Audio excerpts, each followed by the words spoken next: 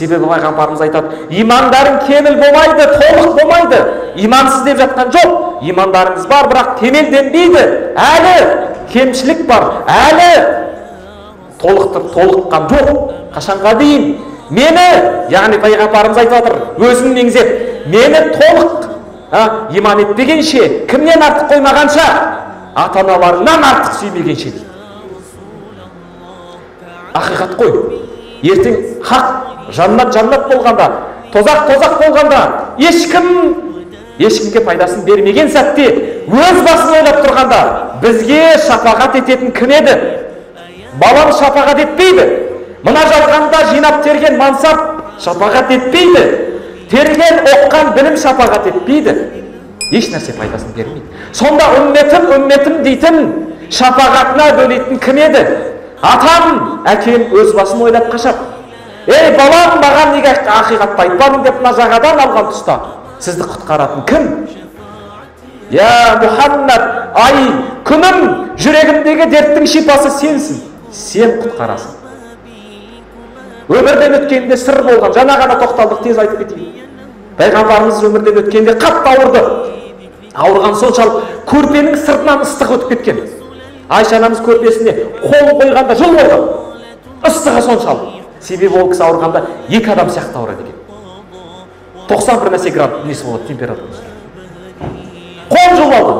Өмірден өткен кезде ол кісінің бағанағы оқиғасында өте сыр бар.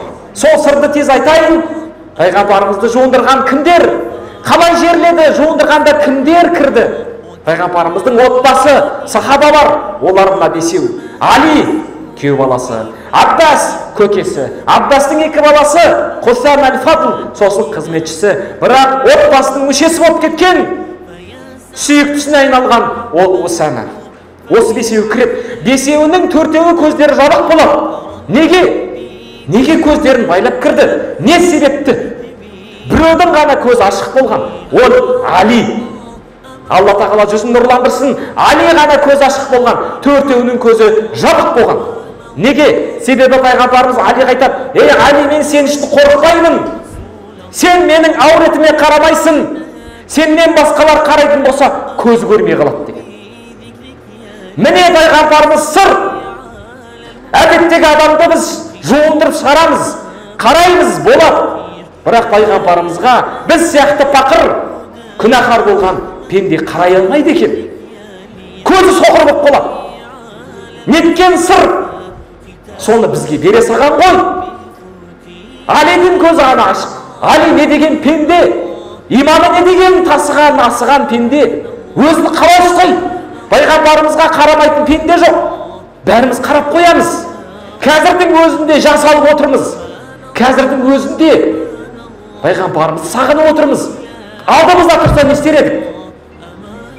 Міне, Али ғана көз ашық болған. Жуындырады.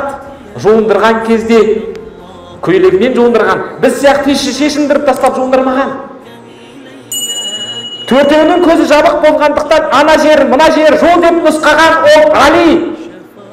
Ең соңында Аббастың екі баласы Хусам мен Фадл пайғамбарымызды сүйіп отырғызады. Али ішін басады. Сол кезде еш нәрсе шықпады дейді. Еш нәрсе шықпады дейді. Ей Мұхаммад, Алланың сүйікті құлы, бұл жалғанда арамызда жүргенде керемет едің, мінсіз едің. Өмірден өткенде де мінсіз болдың сен. Кемшілік жоқ сенде. Артынан еш нәрсе шықпады. Содан кебіндеп болғаннан кейін жаназа намазын оқиды. Жаназа намазын оққан кезде кім оқиды? Кімнің даты бар пайғамбарымызға имам болып шығуға? Кімсің сен? Адамзаттың ардақтысы, пайғамбарлардың төресі, періштелердің ұстазы. Кімсің сен? Абу Бакр соны түсінді. Ешкім шығуға болмайды. Ешкім жаназасын имаммен өтемейді. Не істейсіңдер деді? Жеке-жеке оқисыңдар. Бір сағаттай ешкімге уақыт бермеді дейді. Бір сағаттай. Неге? Періштелерге уақыт берген екен. Бірінші періште атауы деп намаз оқып кетсін. Сосын барып сендер біз оқимыз деді. Міне сыр. Періштелердің өзі келіп пайғамбарымызға жаназа намазын оқып кетіпті. Қателеспеңіздер, бүйтіп айтпаңыздар ешқашан. Жабрил алейхиссалам, Жебрил пайғамбарымыздың ұстазы екен деді. Пайғамбарымыздың ұстазы жоқ. Пайғамбарымыздың тәрбиешісі де. Ол тікелей Алла, Раббысы. Бәлкім Жебрил алейхиссалам пайғамбарымыздың шәкірті. Міне сыр. Ал енді бағанағы жуындырған су қайда кетті дейді. Су. Бізді жуындырғанда су қалады, апарып төгіп тастаймыз. Сол су қайда кетті дейді. Су белгісіз дейді. Жер бетіндегі мен деген ғалымдар, әулелер таппаған, ешкім білмейді. Бірінші көз қарасы жоқ болып кеткен, жоқ. Аспанға кетті дей алмаймыз, жерге сіңіп кетті дей алмаймыз бағанағы суды. Екінші көз қарас, Алидың көзі ашық, сол кісі ғана көрген ол судың қайда кеткен. Ол су не істеді дейді, сыр пайғамбарымыздың сыры. Ол мұғжиза. Пайғамбарымыздың да көзіне су жиналып отырған дейді. Содан оны жиналған сайын, толып қалған сайын Али ішіп отырған дейді. Ол бір көз қарас. Я жоққа шығарсаңыз болады. Бірақ әлсіз бар, бірақ ғалымдар бар деген. Үшінші көз қарас. Осы жақында, 90-шы ғасырда өмір сүрген тәпсірші үлкен ғалым өткен өмірден. Сол кісі түсінде түс көреді. Түс көреді, мынаны көреді.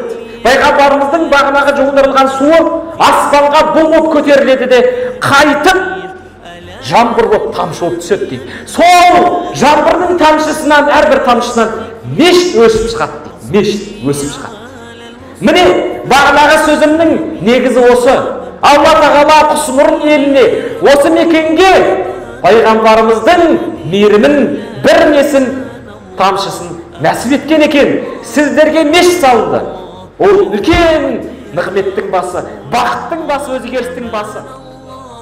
Құрметті бауырлар, видеоға лайк басып, пікір қалдырып, және достарыңызбен бөліссеңіздер, нұр үстіне нұр болар еді. Сіздер үшін 1-2 секунд, ал біз үшін үлкен мотивация.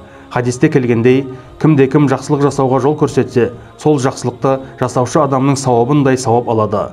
Құдай қаласа, каналымызда көптеген пайдалы және қызықты видеолар шығатын болады. Авторлық роликтерімізбен қатар еліміздің белді уағызшылары Ерлан Ақатаев, Жарқын Мырзатай, Абдуғаппар Сманов, Хафизулла және тағы басқа ағаларымыздың үздік уағыздары шығып тұратын болады. Бізбен бірге болыңыздар. Ассаламу алейкум ва рахматуллахи ва баракатух.